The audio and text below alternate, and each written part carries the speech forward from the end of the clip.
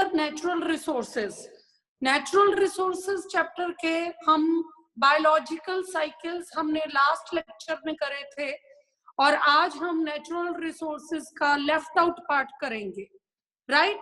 तो स्टार्ट करोगे मेरे साथ, हेडिंग लिखोगे natural resources. Again I want to clear you, your exams are coming near, आपके एग्जाम्स बहुत पास आ रहे हैं और आपका जो ये चैप्टर है जो मैं करवा रही हूँ, this is in your syllabus. Natural resources के 2 पार्ट्स हैं। पिछले लेक्चर में हमने इसका हाफ पार्ट किया था, that is what? That is biological cycles. You have 4 biological cycles जो हमने डेप्थ में अच्छे से करे थे। अब हम इसका नेक्स्ट हाफ रिवाइज करने जा रहे हैं, that is the natural resources. जैसे कि आपको नाम से ही पता चल रहा है, नेचुरल, और सेकंड नाम है इसका रिसोर्सेस। नेचुरल रिसोर्सेस क्या है? ऐसे रिसोर्सेस जो हमें कहाँ से मिलते हैं? नेचर से मिलते हैं, उन्हें हम नेचुरल रिसोर्सेस कहते हैं। हमारे नेचुरल रिसोर्सेस जो हैं वो कितनी टाइप्स के हैं? इनएग्जॉस्टेबल और सेकंड है एग्जॉस्टेबल। इनएग्जॉस्टेबल और सेकंड क्या है हमारा? एग्जॉस्टेबल। और सेकंड है हमारा एग्जॉस्टेबल। इनएग्जॉस्टेबल नेचुरल रिसोर्सेस जो है वो क्या होते हैं, ये हमने अंडरस्टैंड करना है। एग्जॉस्टेबल रिसोर्सेस क्या होते हैं, ये अंडरस्टैंड करना है। और उसके बाद exhaustible resources are further divided into 2 categories, renewable and non renewable, right? Natural resources are divided into 2 categories. One is the inexhaustible and second is the exhaustible natural resource. Exhaustible is further divided into renewable and non-renewable natural resource. आपको इस topic से 3 marks का question बनता है और वो question क्या है? What are natural resources? What are its types? So natural resources are the resources which we get from the nature, are called natural resources. And what are its types? Its types are number 1, inexhaustible. नाम से आपको क्या पता चलता है? Inexhaustible आपको क्या indicate करता है कि ऐसे रिसोर्सेस जो नेचर से मिलते हैं लेकिन वो बहुत ज्यादा अमाउंट में है, इतने अबंडेंट हैं, इतने ज्यादा हैं कि वो कभी एग्जॉस्ट ही नहीं होंगे, यानी कि वो कभी खत्म ही नहीं होंगे। तो inexhaustible natural resources are the resources which are found in nature in abundance. समझ गए? हमें मतलब पता होता है लेकिन हमें ये नहीं पता होता कि हमें इसको लिखना कैसे है। तो आज हम इसी की प्रैक्टिस करेंगे कि हमें मीनिंग के साथ साथ how to attempt the question, हमें आंसर को अटेम्प्ट कैसे करना है और हमें कैसे फुल मार्क्स लेने हैं। तो फर्स्ट ऑफ ऑल पहले आप नेचुरल रिसोर्सेज की डेफिनेशन लिखोगे, then you have to write the heading types, और टाइप्स में आप सबसे पहले हेडिंग डालोगे इनएग्जॉस्टेबल रिसोर्सेस। ऐसे रिसोर्सेस जो नेचर के अंदर बहुत ज्यादा अमाउंट में है, इतने ज्यादा कि वो कभी भी लगातार चलते जाएंगे, कभी भी खत्म नहीं होंगे। They are found in abundant. Abundant का मतलब क्या होता है बेटा? अबंडेंस का मतलब होता है कि वो बहुत ज्यादा है, ढेर है उनका, और वो कभी भी they are not likely to be exhaust, कभी भी खत्म नहीं होंगे। They are called the inexhaustible natural resources. जैसे कि इसकी एग्जांपल से आपको और क्लियर हो जाएगा। What is the example? Air. जो एयर है हमारे रिसोर्स में वो क्या है, अबंडेंट है, बहुत ज्यादा है। ठीक है, हमने अपना सिलेबस कंप्लीट कर लिया, अब हमारी रिवीजन स्टार्ट हो रही है। आप रिवीजन में क्या करोगे, कैसे रिवीजन करोगे कि आपका जो 10th है वो इतना स्ट्रॉन्ग जाए कि 9th स्ट्रॉन्ग जाएगी तो 10th स्ट्रॉन्ग जाएगी।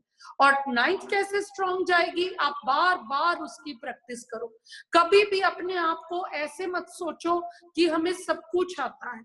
हमने ये सोच के पढ़ना है कि हमने रोज एक नई बात सीखनी है, हमने प्रैक्टिस करनी है। सपोज आज मैंने लेक्चर लिया इनएग्जॉस्टेबल और एग्जॉस्टेबल का, आप मेरे साथ प्रैक्टिस नोटबुक लेकर बैठोगे, आप उसको समझोगे, आप उसको लर्न करोगे और फिर उसको लिखोगे, तो आपके मार्क्स कभी भी नहीं कटेंगे। और जो स्टूडेंट्स अपने आप को ओवर स्मार्ट समझते हैं कि हमें तो कुछ रिवाइज करने की नीड ही नहीं है, उनके मार्क्स कट सकते हैं, लेकिन जो बच्चे रेगुलर हैं उनके मार्क्स कभी नहीं कटेंगे।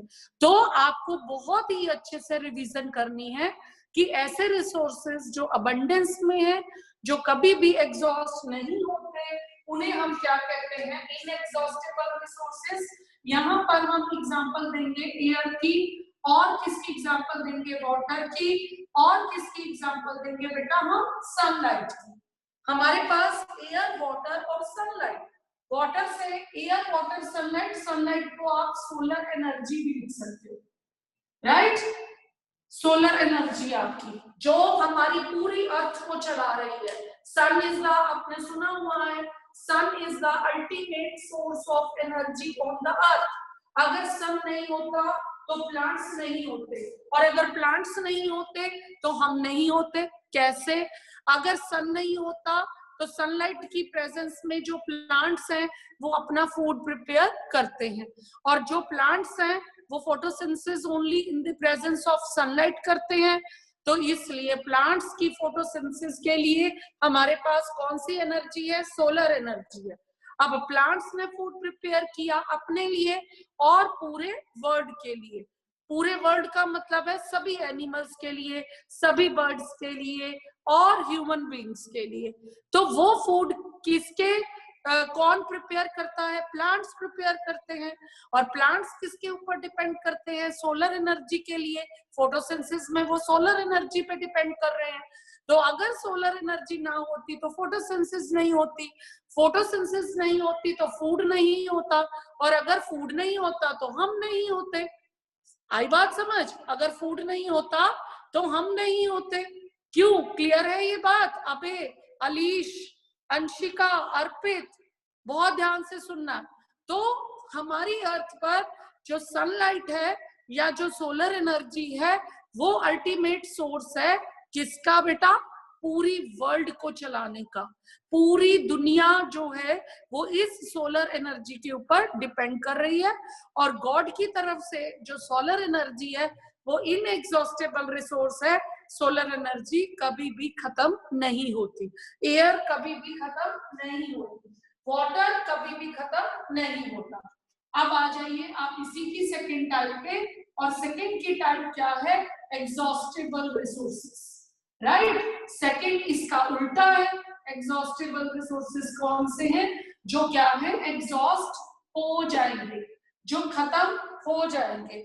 तो एग्जॉस्टेबल की क्या डेफिनेशन, ऐसे natural resources which are found in limited amount। आपको पता चल रहा है आप क्वेश्चन को कैसे अटेम्प्ट करोगे, which are found in limited amount, ठीक है। और अगर हमने उसे केयरफुली यूज नहीं करा तो वो क्या हो जाएंगे, खत्म हो जाएंगे। आपके घर में कोई चीज लिमिटेड अमाउंट में है तो आप उसको ध्यान से यूज करोगे कि नहीं करोगे, आप उसको बहुत केयरफुली यूज करोगे। तो ऐसे रिसोर्सेस जो किस में है बेटा, लिमिटेड अमाउंट में है, ऐसे रिसोर्सेस को हम एग्जॉस्टेबल रिसोर्सेस कहते हैं। यानी कि अगर वो रिसोर्सेस लिमिटेड अमाउंट में है तो वो क्या हो जाएंगे, खत्म हो जाएंगे। अब क्वेश्चन ये आता है कि अगर वो रिसोर्सेस खत्म हो जाएंगे तो क्या वो दोबारा बन जाएंगे या क्या वो दोबारा नहीं बनेंगे। इस पॉइंट से रिलेटेड आपको आंसर मिलेगा कि अगर वो रिसोर्सेज खत्म हो जाएंगे तो उनमें से कुछ रिसोर्सेज ऐसे हैं जो क्या है, रीन्यूएबल, और कुछ रिसोर्सेज क्या है, नॉन रीन्यूएबल। आई मेरी बात समझ? री का मतलब क्या होता है बेटा? री का मतलब है दोबारा, दोबारा बन जाना। यहां पर अपनी प्रैक्टिस कॉपी पे हिंट लिखोगे, रिप्लेनिश अगेन।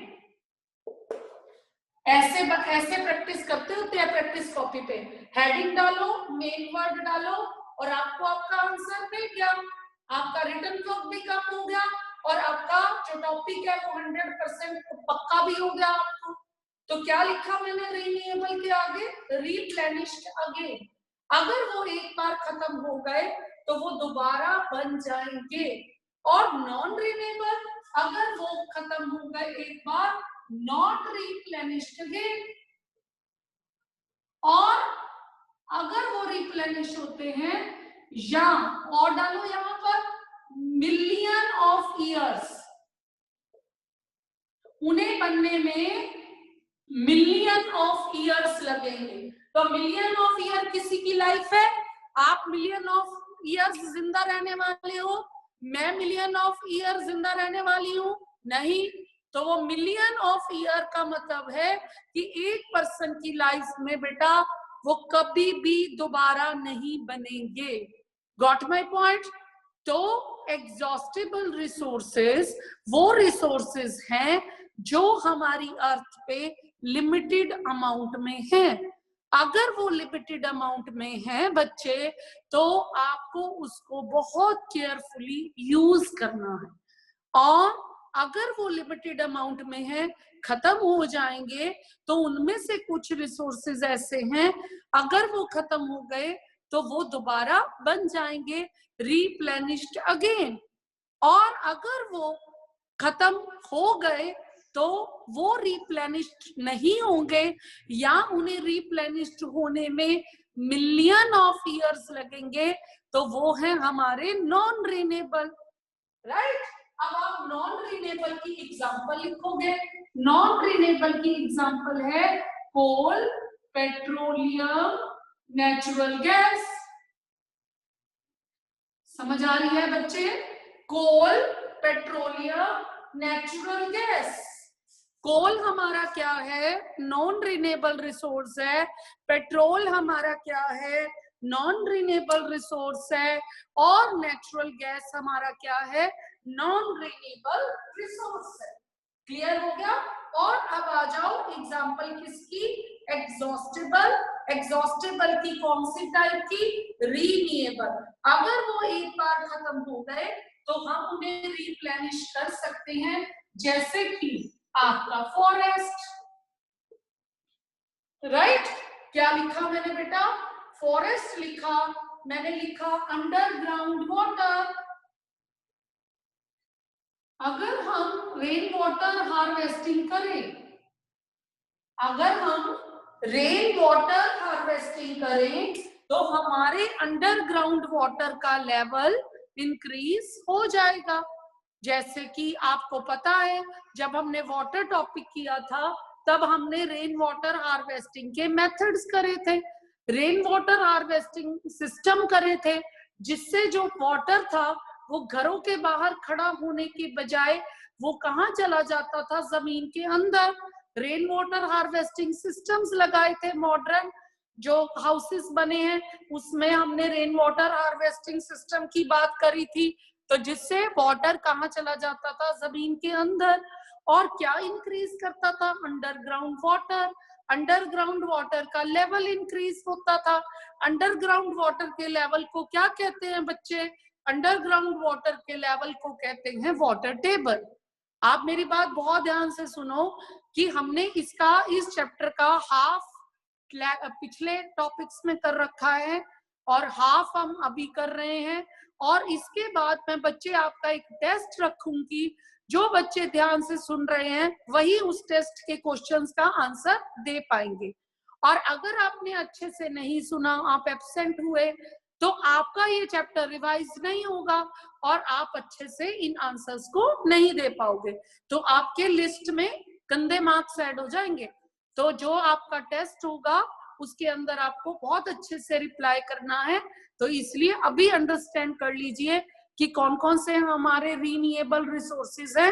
फॉरेस्ट है, अंडरग्राउंड वाटर है, वाइल्ड लाइफ है, और अगर हम चाहें इनकी टेक केयर करें तो हम इनको दोबारा से उसको क्या कर सकते हैं, रिप्लेनिश कर सकते हैं। जैसे कि फॉरेस्ट में हम ट्री अपने यूजेस के लिए ट्रीज काटते हैं, अपने यूजेस के लिए हमने ट्रीज को कट किया और फिर हमने और ट्रीज भी लगा दिए।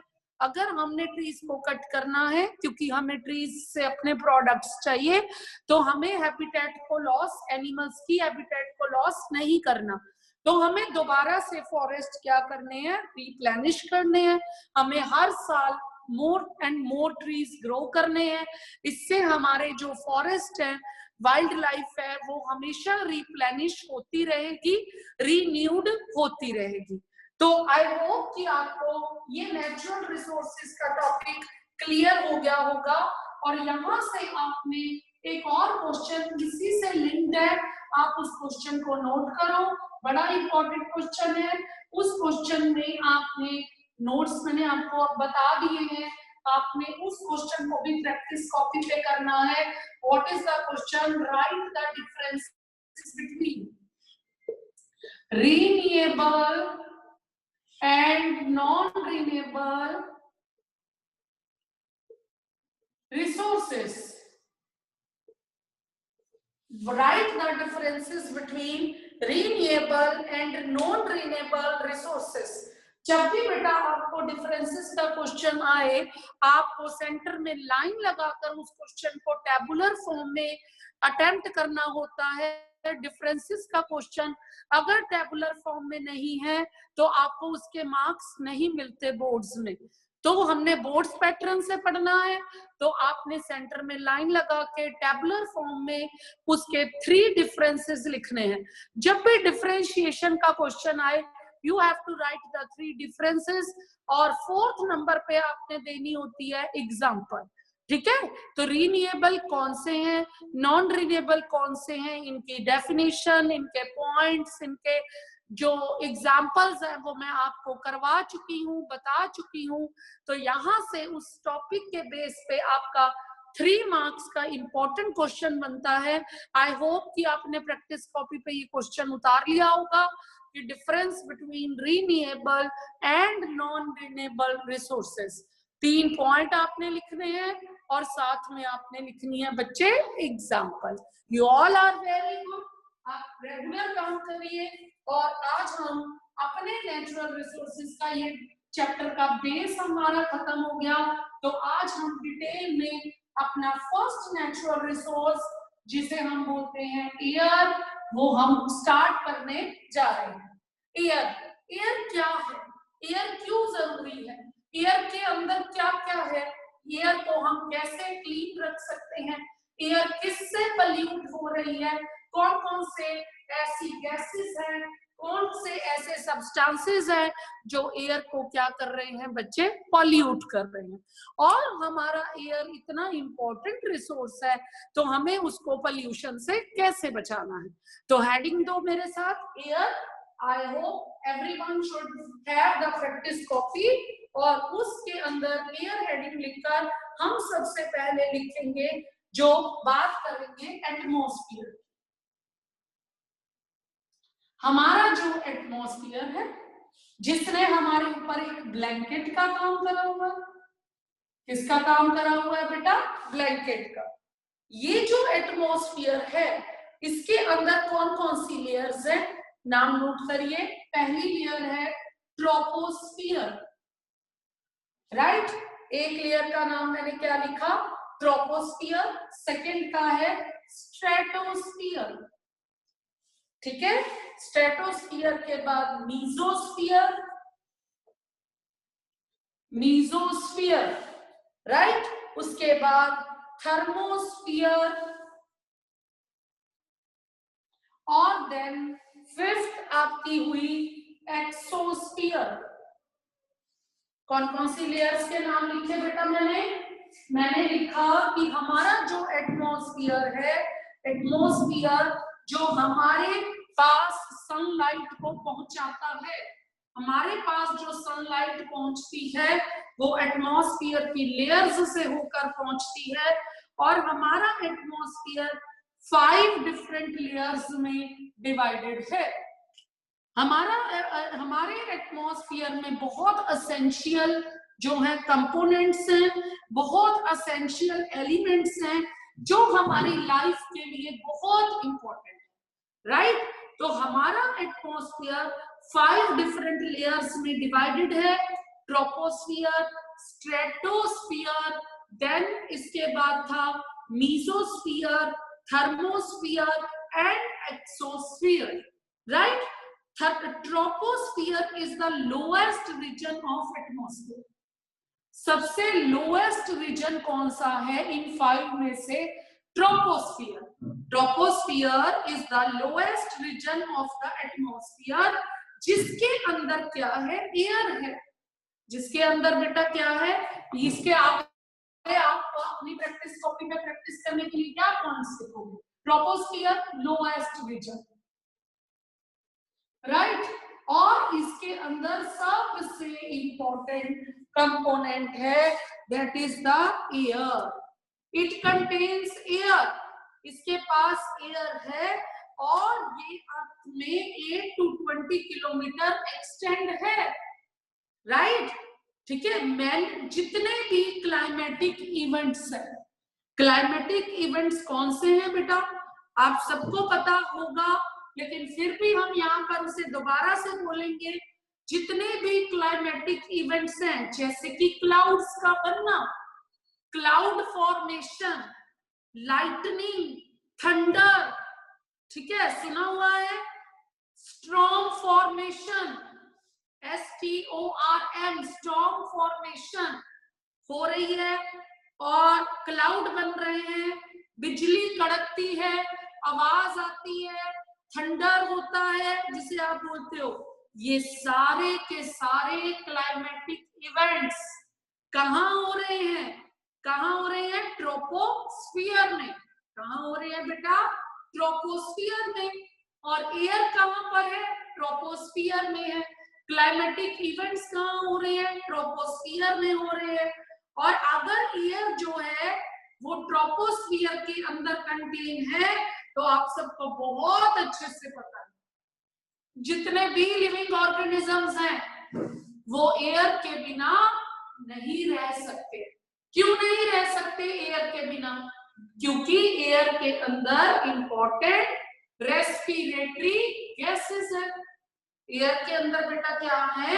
इंपॉर्टेंट गैसेस है, जो हमारे लिए बहुत इंपॉर्टेंट है, प्लांट्स के लिए बहुत इंपॉर्टेंट है, और जितने भी लिविंग ऑर्गेनिजम्स हैं उनके लिए बहुत बहुत इंपॉर्टेंट है।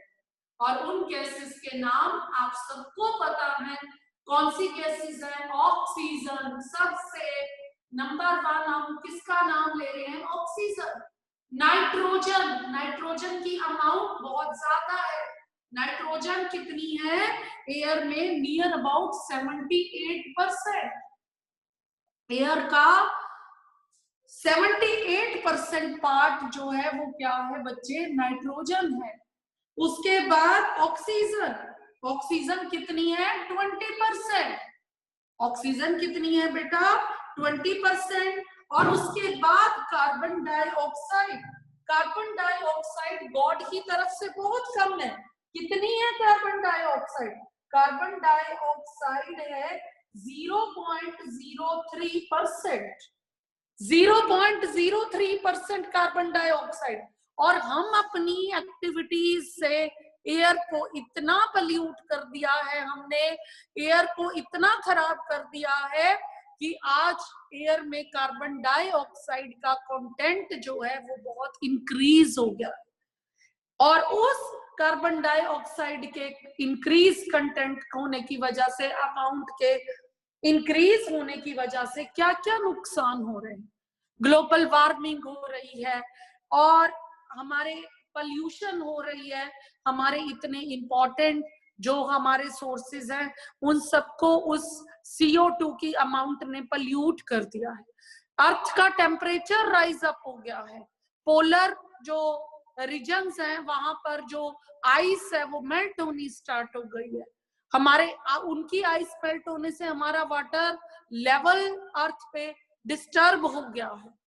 तो अब हम इसको पढ़ेंगे कि कैसे हम अपने एयर के जो नेचुरल गैसेस का कंटेंट है उसको हम कैसे मेंटेन कर सकते हैं, कैसे हम अपने एनवायरनमेंट को क्लीन कर सकते हैं।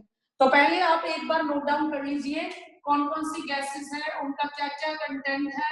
जैसे कि आपकी नाइट्रोजन 78%, और अगर हमने इसकी एक्चुअल लिखनी है वैल्यू 78.09, 78.09 कंटेंट किसका है, नाइट्रोजन का है।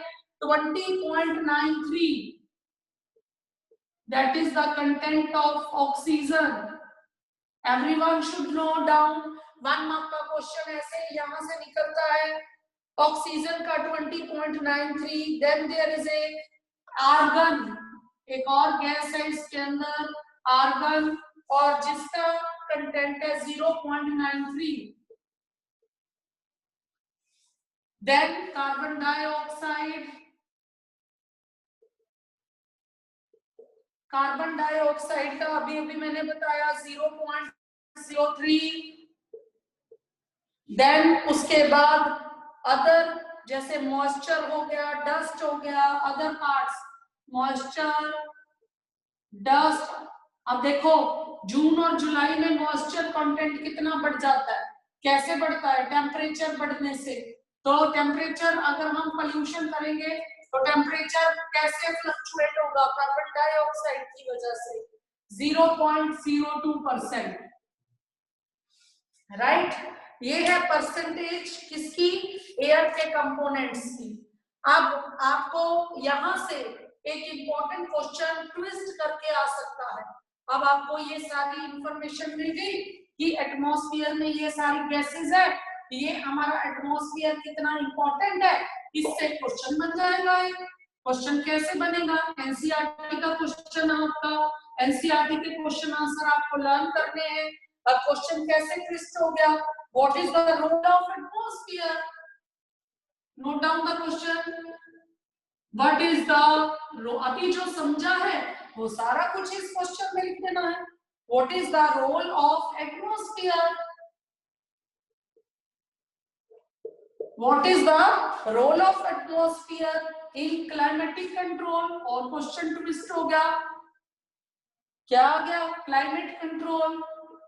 अभी अभी मैंने पढ़ाया है कि अगर हम पोल्यूशन करेंगे CO2 लेवल इंक्रीज हो जाएगा, क्लाइमेट क्या हो जाएगा, फ्लक्चुएट, डिस्टर्ब, क्लाइमेटिक कंडीशन सारी अगर हमने चेंज कर दी अपनी एडवर्स एक्टिविटीज की वजह से, तो क्लाइमेट क्या हो जाएगा, डिस्टर्ब हो जाएगा। What is the role of atmosphere in climate control, या इसी का क्वेश्चन और ट्विस्ट होकर आ जाएगा, इंपॉर्टेंस ऑफ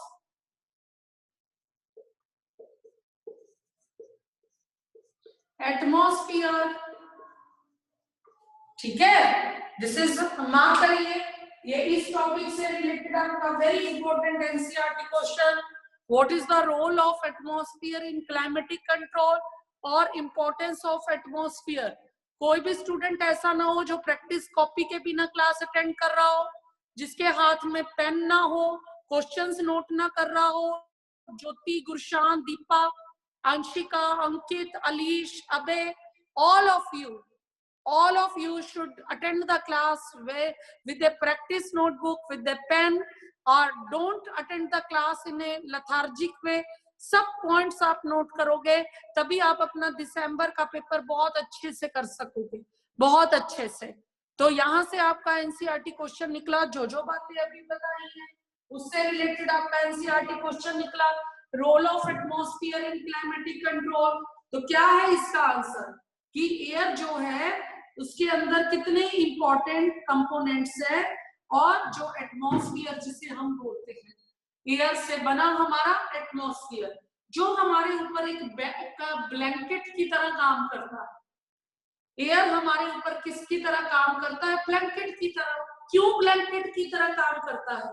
आप सबको बहुत अच्छे से पता है कि ये ब्लैंकेट की तरह काम क्यों करता है, क्योंकि ये हमारी अर्थ का एवरेज टेम्परेचर मेंटेन करता है। कई बार हमें आंसर पता होता है और हम इतनी कहानियां उसमें लिख देते हैं, और जो उसमें लिखना होता है वो हम लिखते नहीं है, तो हमें मार्क्स नहीं मिलते। हम इतना बड़ा पैराग्राफ लिख देते हैं बट हमें मार्क्स 1 नंबर मिलता है 3 में से, फिर हम कहते हैं कि हमें नंबर नहीं मिले। तो क्या लिखना होता है उसमें, क्या इंपॉर्टेंट? ये आपका पहला इंपॉर्टेंट पॉइंट है इसके अंदर कि ये एयर जो है वो एक ब्लैंकेट है। एटमॉस्फेयर हमारे ऊपर एक ब्लैंकेट की तरह काम कर रहा है। क्यों? क्योंकि ये it keeps the average temperature of it keeps the average temperature of the earth fairly constant। ठीक है? कैसे कैसे क्या करता है ये अपने अंदर टेम्परेचर को एब्जॉर्ब कर लेता है। ये अपने अंदर टेम्परेचर को एब्जॉर्ब कर लेता है और उस टेम्परेचर की उस रेस को एब्जॉर्ब करता है जिसे आप क्या कहते हो? यूवी रेस, सन की हार्मफुल रेस, जो हमारी अर्थ का टेम्परेचर हाई कर सकती हैं, जो हमारा सर्वाइवल इम्पॉसिबल कर सकती हैं, हमारा सर्वाइवल अर्थ पर। तो ये उन रेस को अपने अंदर क्या कर लेता है? एब्जॉर्ब कर लेता है। अब उन रेस को अपने अंदर एब्जॉर्ब करके अर्थ का जो टेम्परेचर है बेटा उसे क्या करता है? Maintain. Agree? Got my point? ये उसे क्या करता है? मेंटेन करता है। क्योंकि अभी अभी हमने पढ़ा कि जितनी भी चेंजेस होनी है, जैसे कि क्लाउड फॉर्मेशन, अभी अभी हमने पढ़ा क्या जो चेंजेस होनी है, स्टॉर्म फॉर्मेशन, ठीक है, रेनफॉल, एवरीथिंग, वो सारी क्लाइमेटिक कंडीशंस किसके अंदर हो रही हैं? एटमॉस्फेयर के अंदर हो रही है। और एटमॉस्फेयर की कौन सी लेयर के अंदर हो रही हैं? ट्रोपोस्फियर के अंदर हो रही है। समझ गए? तो अगर वो ये डिस्टर्ब हो गया तो वो सारी क्लाइमेटिक कंडीशंस क्या हो जाएंगी? डिस्टर्ब हो जाएंगी। ठीक है? आपने इस टॉपिक एक बात सुनी होगी, लैंड ब्रीज और सी ब्रीज। समझ गए? जब टेम्परेचर डिफरेंस होता है, अर्थ जो है सी की कंपैरिजन जल्दी गर्म होती है, हीट अप होती है ड्यूरिंग द डे, तो गर्म हवाएं कहाँ जाएंगी? राइज अप होंगी। ये लैंड ब्रीज और सी ब्रीज आपने जो पढ़ा हुआ है वो हेल्प करता है मूवमेंट ऑफ एयर में। वो किस में हेल्प करता है बेटा? मूवमेंट ऑफ एयर में। और उस मूवमेंट ऑफ एयर की वजह से ही अर्थ का जो टेम्परेचर है वो स्टेडी और कांस्टेंट रहता है। My point is clear? तो आज आपने, सुन लो ध्यान से, आज आपने इस चैप्टर के फिर से दोबारा सारे बायोलॉजिकल साइकिल्स चारों के चारों आपने ड्रॉ करके देखने हैं प्रैक्टिस कॉपी पे, और साथ में आपने यहां तक मूवमेंट ऑफ एयर तक इस चैप्टर के एनसीईआरटी क्वेश्चन, इस चैप्टर के नोट्स आपने अच्छे से लर्न करने, अच्छे से। जो स्टूडेंट्स रेगुलर हैं, टीचर को ओबे करते हैं, वो बहुत ही अच्छी तरह से इसकी प्रैक्टिस करते हैं, करेंगे, राइट? और अगर आपको फिर भी कोई डाउट होगा, एक रूल समझ लीजिए। रूल क्या है? रूल नंबर नहीं कटेंगे, उसका रूल है रेगुलर क्लास अटेंड करना। सेकंड रूल है एनसीईआरटी क्वेश्चंस को लर्न करना, अंडरस्टैंड करना। और थर्ड, नोट्स को लर्न करना, अंडरस्टैंड करना। Then you will get full marks और good marks in the exams. ठीक है? तो what is the homework for today? The homework for today is again practice the biological cycles and learn the topic in the learn the topic up to air component and write it in the practice notebook. Okay? Clear है? Clear है बेटा? आकाश sir, आकाश sir,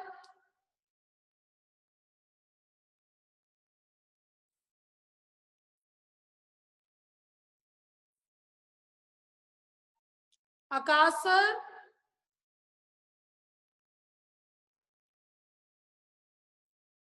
yes बेटा, अगर किसी को कोई doubt है lecture के लिए तो वो परमिशन लेके आकाश सर से पूछ सकता है।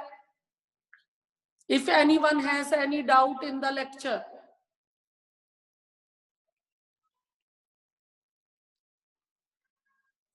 एनीवन?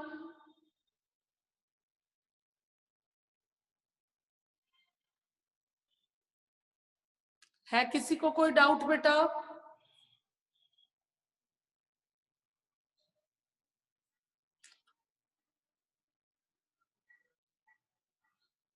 आकाश सर,